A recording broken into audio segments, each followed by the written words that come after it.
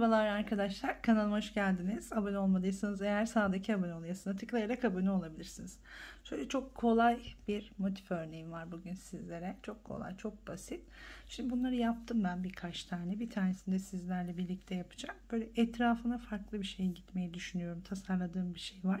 Henüz onu örmedim tabii ki. Şimdi sizlere motifin anlatımını yapacağım. Önce bir motifleri yapmam lazım. Zincir çekerek başlıyoruz arkadaşlar. Orta için 1 2 3 4 5 6 tane zincir çekiyoruz. İlk zincirin içine batarak birleştiriyoruz. Çok kolay, çok basit bir model. Şimdi birleştirdikten sonra 1 2 3 4 tane zincir çekiyorum. Tığımı bir kez dolayıp bu oluşturduğumuz boşluğun içine giriyoruz. Önce 1, sonra 2, sonra tekrar 2 alarak çıkıyoruz. Zincirle bir zincir çekeceğiz. Zincirle birlikte 2 tane trabzanım oldu. Tekrar doladım.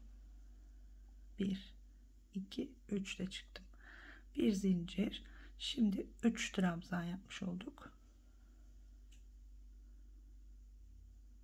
4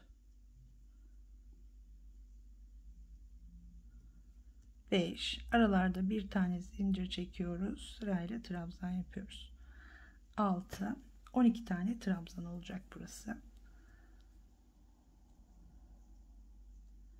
7 8 9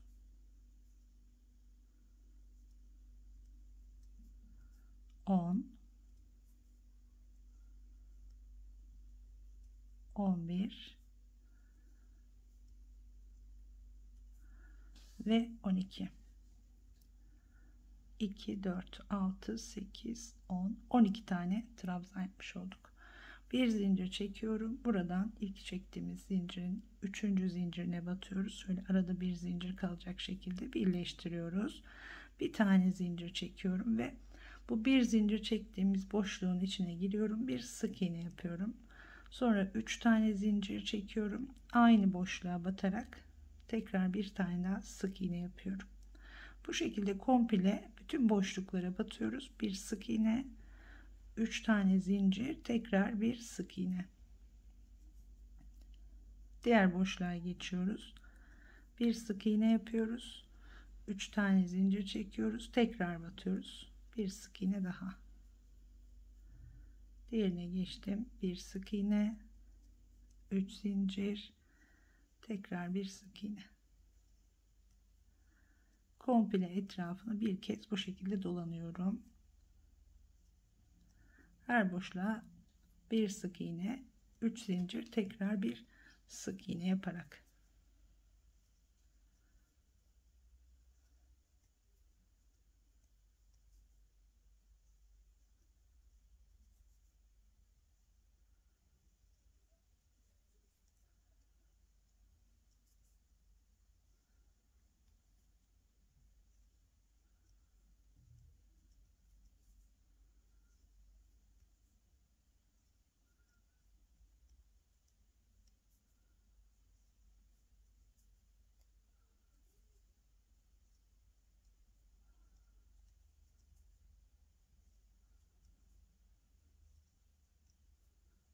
Evet, sona geldim.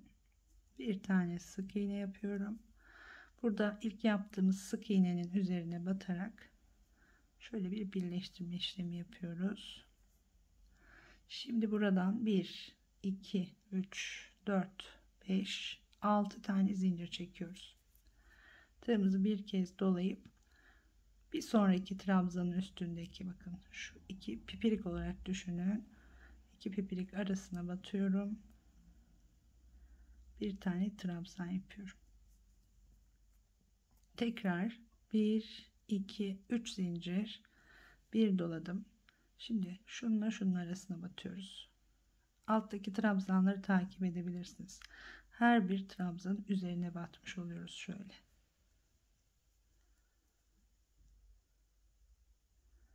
Bir trabzan, 3 zincir, tekrar bir trabzan, 3 zincir, bir trabzan. Bu şekilde komple bir sıra dolanıyoruz.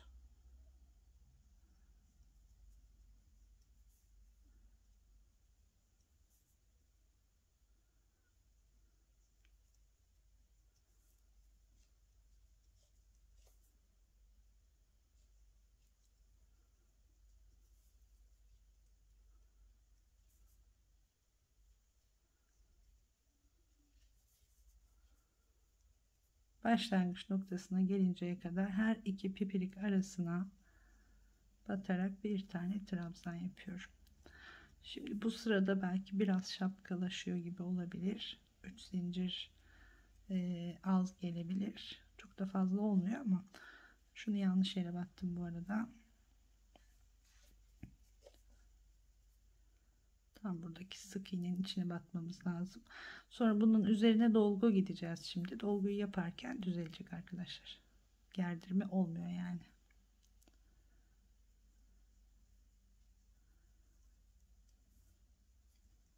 Evet. Sona geldim. Bakın şuradan başlamıştık. Şimdi 1 2 3 diyoruz. Burada 3. zincire batıyoruz. Birleştiriyoruz. Şu birleştirmeyi yaptığımızda böyle bir hafiften şapkalaşıyor gibi oluyor bakın. Şimdi üzerine dolgusunu yapacağız. Dolguyu yaptığımızda bu düzelecek. Şimdi hemen ilk boşluğun içine bir sık iğne yapıyorum. Tığımı bir kez doluyorum. Bir tane ikili trabzan. 2 2 çektim. Bir kez doladım. 2 tane üçlü trabzan yapıyoruz. 3 de çıkarak 1 2. Şimdi bir tane tekrar ikili trabzan, 1 2 de çıktım ve tığ dolamadan aynı boşluğa tekrar batıyorum, bir sık iğne. Bu şekilde yuvarlak bir yaprak elde etmiş oluyoruz. Bir sonrakine giriyoruz. Şimdi bir sık iğne, bir kez doladım, bir tane ikili trabzan, bir kez doladım, 1 2 3 de çıkarak 2 tane üçlü trabzan,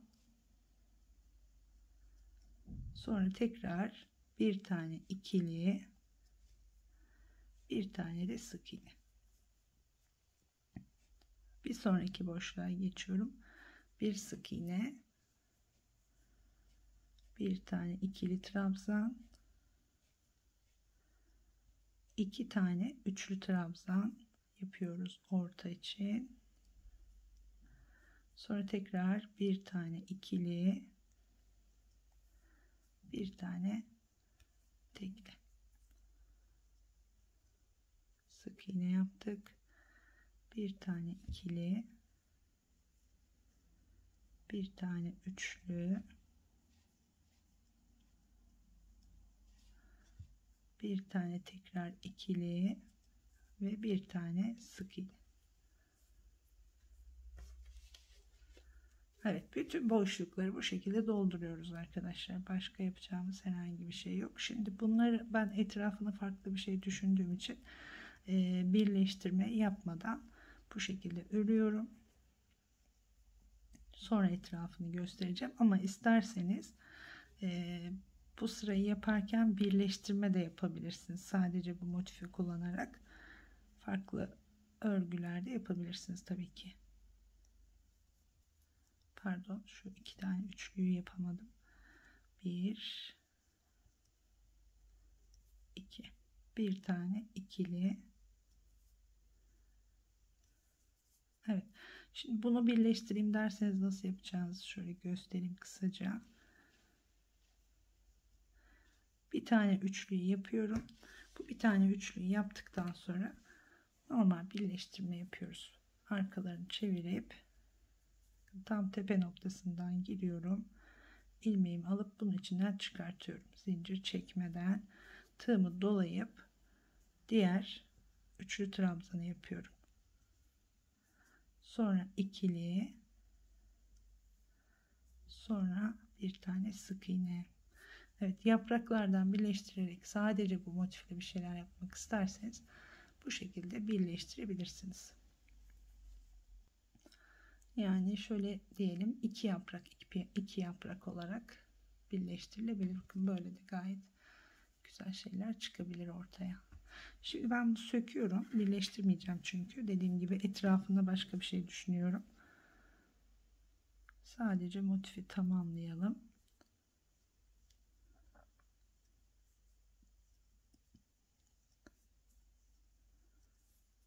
Ve bitirelim motifi. Evet, bir sık iğne, bir ikili trabzan, iki tane üçlü trabzan, tekrar bir tane ikili yapıyoruz ve bir tane sık iğne ile başladığımız gibi kapatıyoruz. Şimdi şurayı tamamlayıp dönüyorum. Evet, son boşluğa kadar geldim. Şimdi burada da en son sık iğneyi yaptım. Burada geliyoruz, ilk yaptığımız sık iğnenin içine yine giriyoruz. Bu şekilde bir birleştirme yapıyoruz. Bir tane de zincir çekelim ve ipimi kesiyorum. Sonra da bu iplerimizi, tabi diğerlerini de gizlemedim, şöyle aralardan tığımızla yürütüyoruz. Trabzanların aralarına girerek diplerine.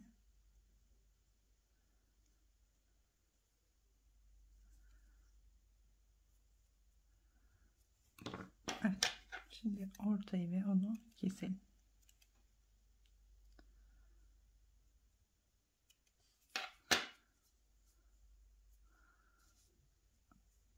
Evet, umarım beğenmişsinizdir arkadaşlar. Dediğim gibi etrafı için başka bir şey tasarlayacağım ve yapacağım. Onu da izlersiniz bir sonraki videoda. Şimdi bu kadar diyorum. Beğenip beğenmediğinizi yazarsanız sevinirim tabii ki. Hoşça kalın.